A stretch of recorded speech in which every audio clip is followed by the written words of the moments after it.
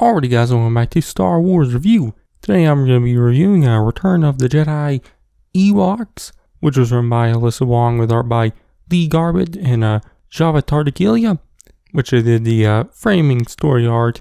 But there was 3 side stories.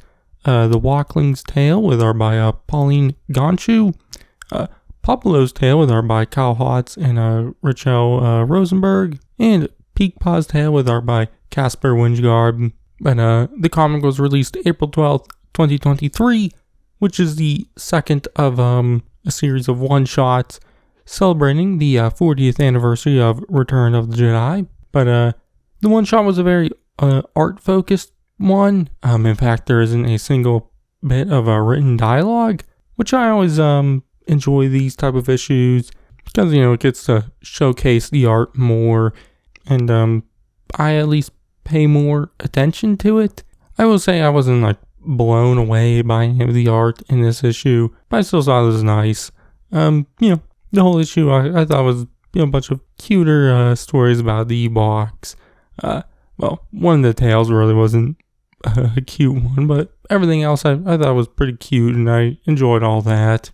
But I thought also doing an art focused story was a nice way to tell tales from the point of view of the Ewoks, as they speak, but we don't understand them. So the framing story is kind of they're at nighttime around the fire, all telling stories and whatnot. The first one, the Walkling's Tale, is about this young Ewok who befriends a young Dolok, which the Dolok are these, at least in this story, are these tall green people who kind of look like the Grinch. But I think it's been shown before that they're not always just green, but they kind of, in this one, they're green. They kind of look like the Grinch. But I guess the Ewoks and the Doloks don't like each other. And when the young friend's parents find out about that, they get mad at each other. But the 2 young friends convince their parents that they shouldn't be mad at each other and get over their differences. And so at the end of the story, we see them kind of just having dinner together, something like that, enjoying each other's time.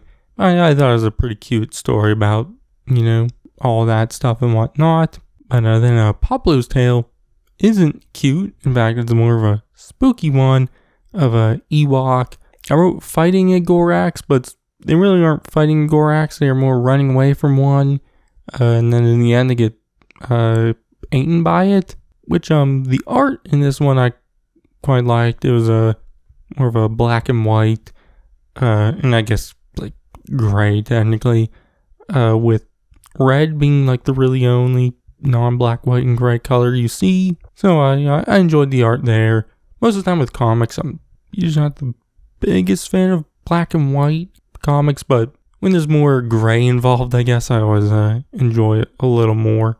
I guess more shading involved would be the real term there. But one thing with this tale kind of cuts back to the framing story, and we see the one what's the elder Ewok, I forget the elder Ewok's name, kind of just takes her stick and bangs Pablo on the head for telling the spooky tale at nighttime. So I thought that was funny. But the final story is Peekpaw's Tale, which was a cute story about the Ewok Peekpaw first killing a scout trooper and then taking some gear to build a starship so they can get off world, which the character Peekpaw appears in the novel Last Shot, after the events of Return of the Jedi, not on the Forest Moon of Endor.